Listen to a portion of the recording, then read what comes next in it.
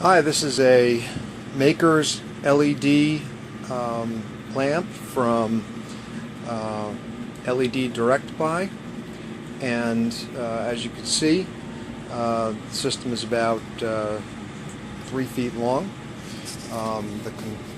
It's got fans on the top, individual pots for turning the LEDs on and off, and a controller. The controller,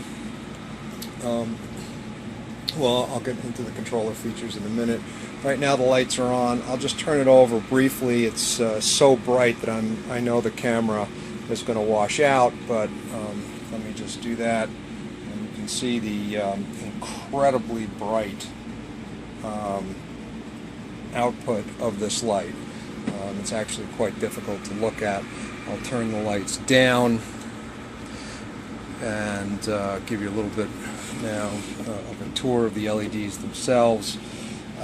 As you can see, some of the LEDs have diffusers on them, some don't. I was experimenting with it, and you can easily take the diffusers off or add additional diffusers. They're very, very cheap. So the light itself is essentially one gigantic heat sink, the body of it, and the LEDs are mounted to it. There's a thermal film that goes between the LEDs and the heat sink in order to facilitate the flow of heat into the heat sink, which is then dissipated by the two fans that are up on top. So these are the it's a 4-channel system, so these two pots control two of the channels, and these two control the other channel. This is a 200 watt power supply, 48 volts, which obviously powers the system. And here you can see the LED controller itself. It's running right now with each of the LEDs at 100%. You can see the time of day here. If I go into the configuration, just a quick tour, you can set the time, you can set the rise and set times, the daytime intensity, so you can run it at less than 100%, nighttime intensity.